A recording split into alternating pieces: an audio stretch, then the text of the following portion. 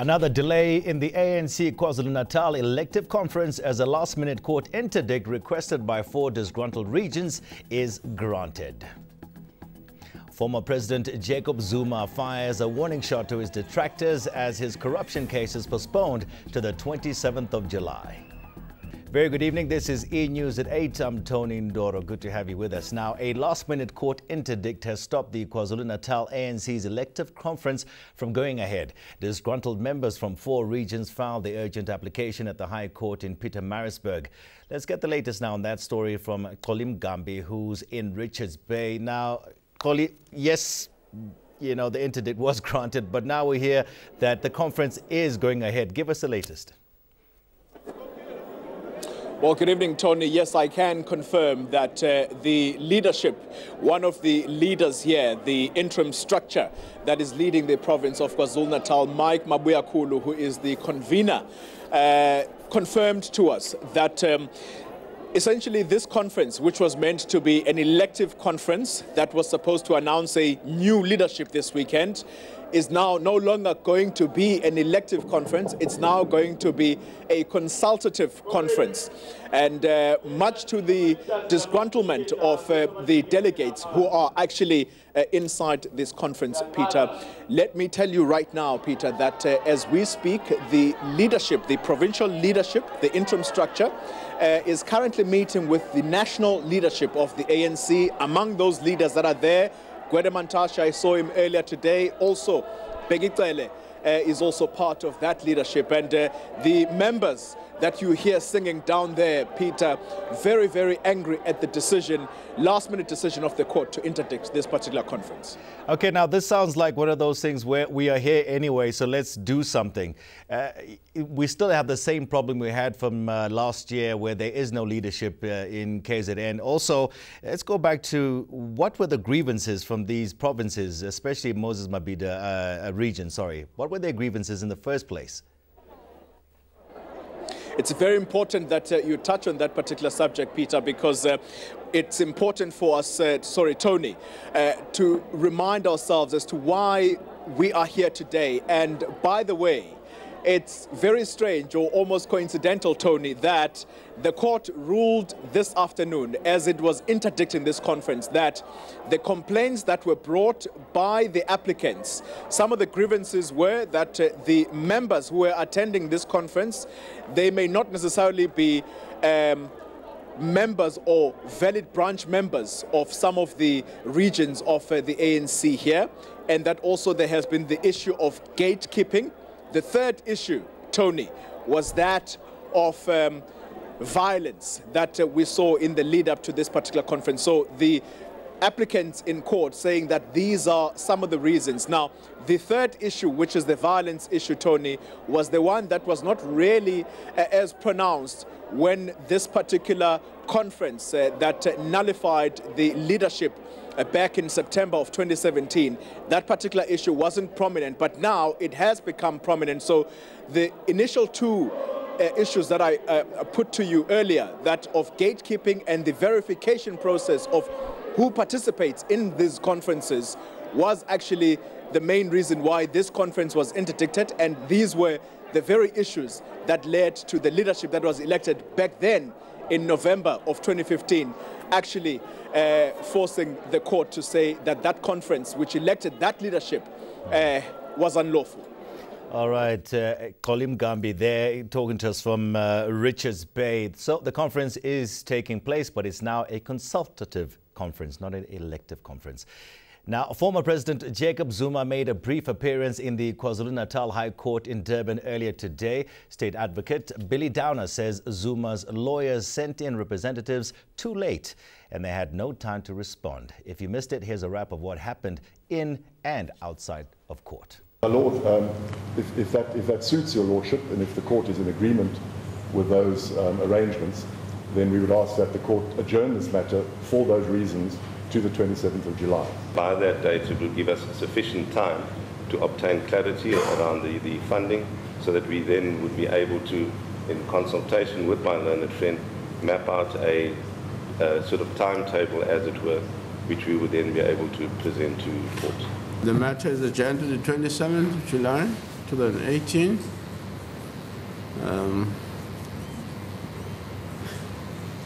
Accused number 1, you want to attend court on that day? No comrade must try and call a leader of the caliber and the nature of Msholozi someone who divides the ANC. Comrades, I saw in the social media some naughty people who have got something not working right in their heads are writing that KwaZulu-Natal, Free State, Northwest, some parts of the Eastern Cape, Limpopo and so on, we are working on forming a new organization. Now, they don't know what to say. There is no new organization that we are going to form and that we are going to belong to. Sesibizana nayo o former. Ngoba nami sokuthiwa former president nayo former premier. So wathi mayingena ngathi join the club. Abantu kabafana emhlabeni. Abanye abanankinga nje. Abanye banyama nambana. Abanye abekho nyama nambana. Sengaze ngabona ukuthi ngingomunye onyama nambana. Ngoba ngingisukelwe nje. Ngingenze lutho. COSATU and its affiliates have snuffed out the Public Servants Association's Day of Rage planned for Monday. Today, the National Education, Health and Allied Workers Union announced its support for government's wage deal. All COSATU affiliates in the public service have now reached an agreement on government wages. With today's announcement, government now has majority union support for its deal. Erin Bates has more.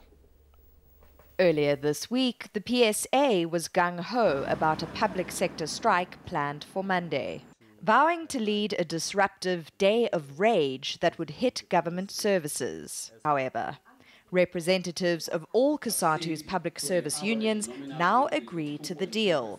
Getting to this point, says SATU, was a struggle.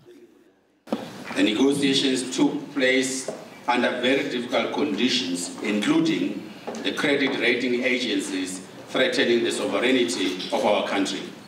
The announcement concludes nearly 10 months of wage negotiations for government workers. There's little love lost between the COSATU bloc and the PSA. We never spoke to PSA, and we don't have a relationship with PSA. Nihao is not just standing two legs. We are the part of JMC that is for COSATU. COSATU, meanwhile, says the PSA is a staff association, not a union proper.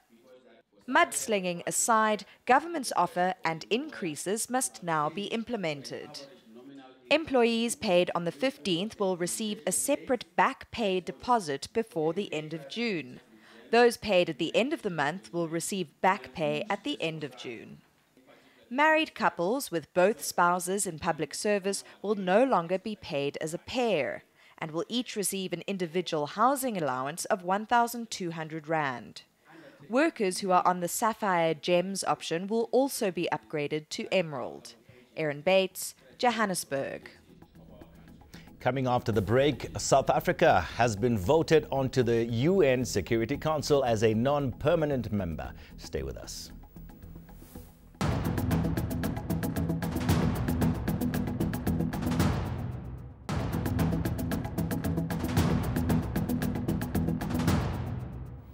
South Africa will use its membership on the UN Security Council to advance the interests of the continent. President Cyril Ramaphosa says SA will focus particularly on pushing the priorities of the African Union Agenda 2063.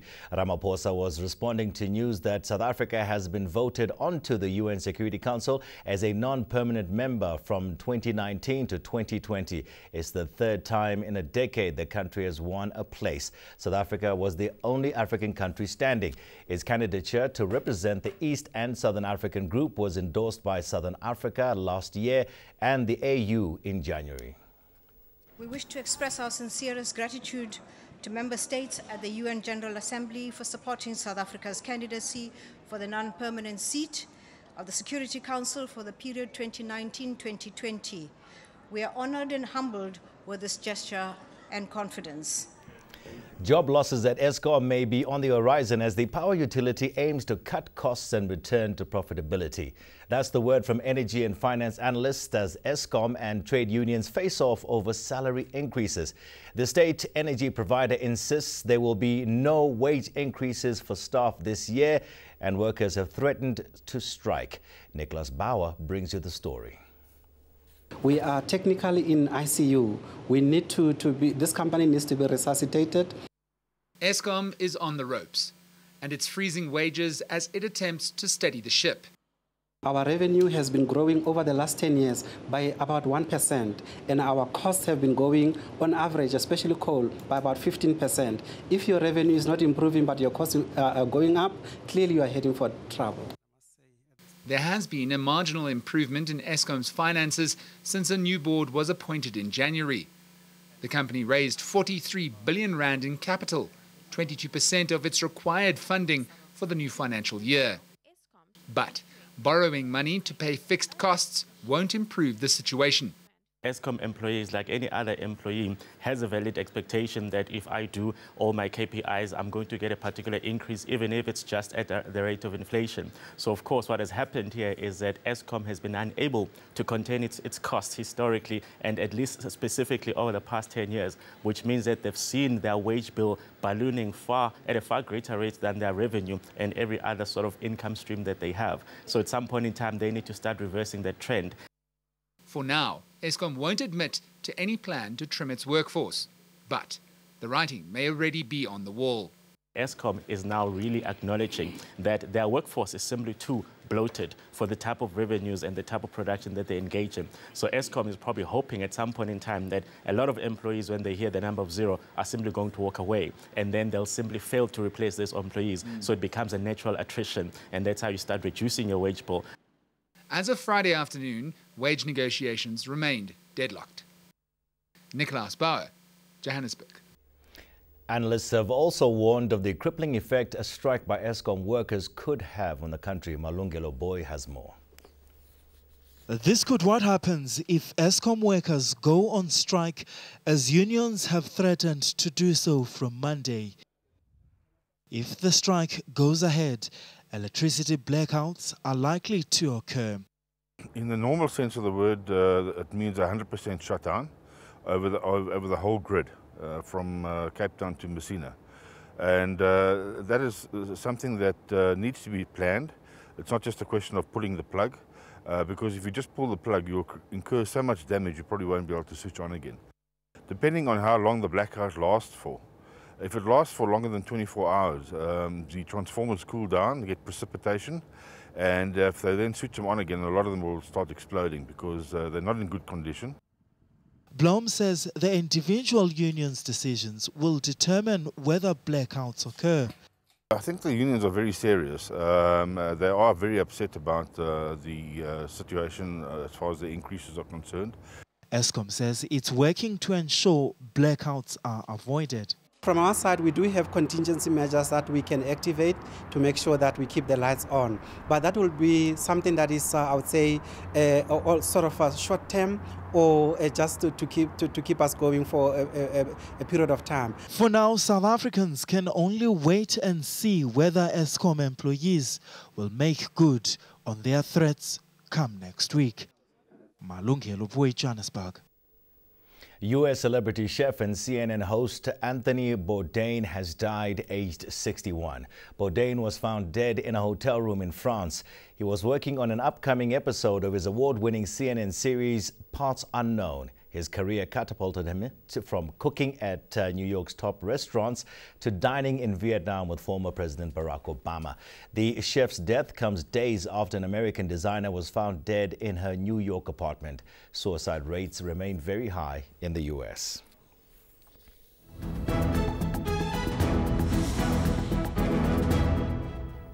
Here's a recap of your main stories this evening. Another delay in the ANC KwaZulu-Natal elective conference as a last-minute court interdict requested by 4 disgruntled regions is granted.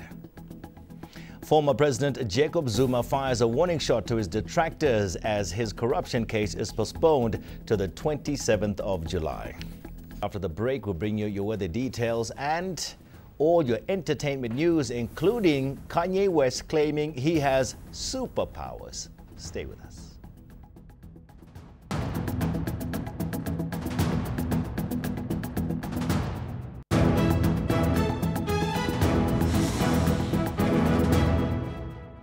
Good evening, everyone.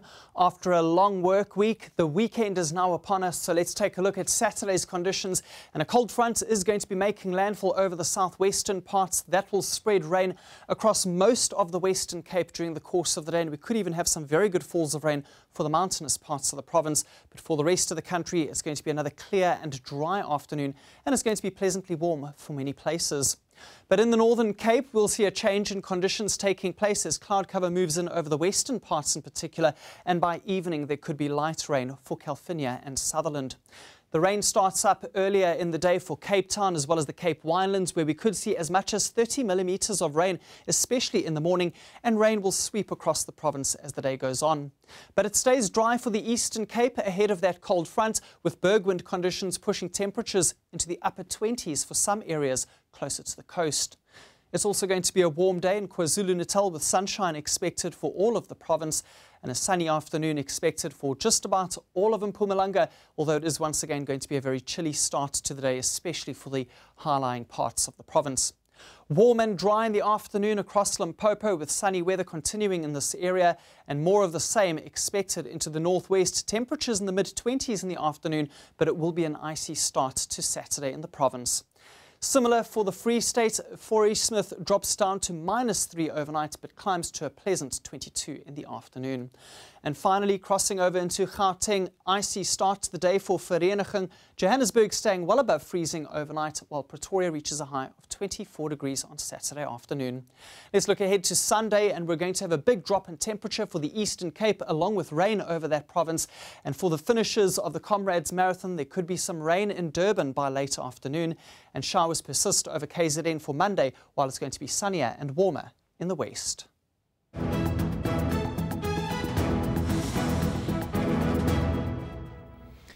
Well, it's been a busy and sad week in the entertainment industry. Earlier this week, fashion designer Kate Spade was found dead at her home after committing suicide. At the same time, U.S. talk show host Queen Oprah Winfrey has been honored with her own museum.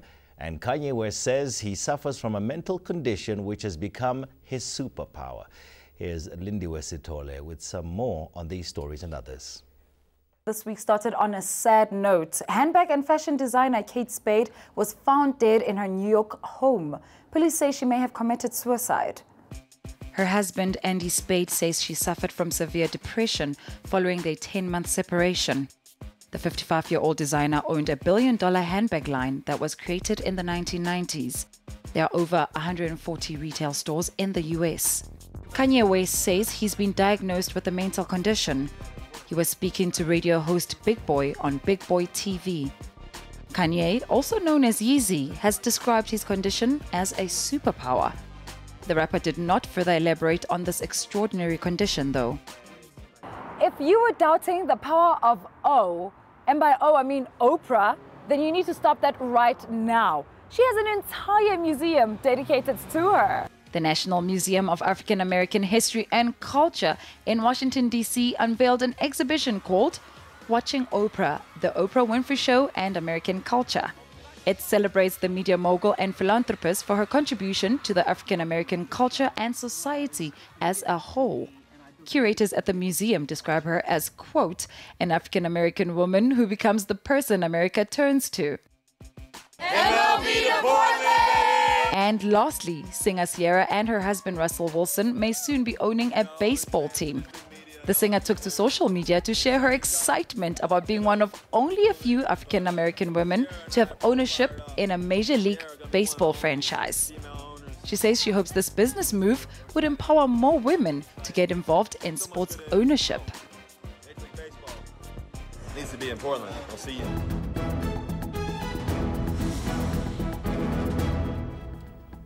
As a recap of our main stories tonight, another delay in the ANC KwaZulu-Natal elective conference as a last-minute court interdict requested by 4 disgruntled regions is granted.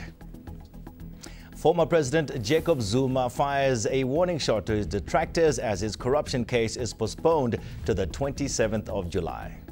Well, that's it for myself and the team. Enjoy the rest of your Friday evening. Good night.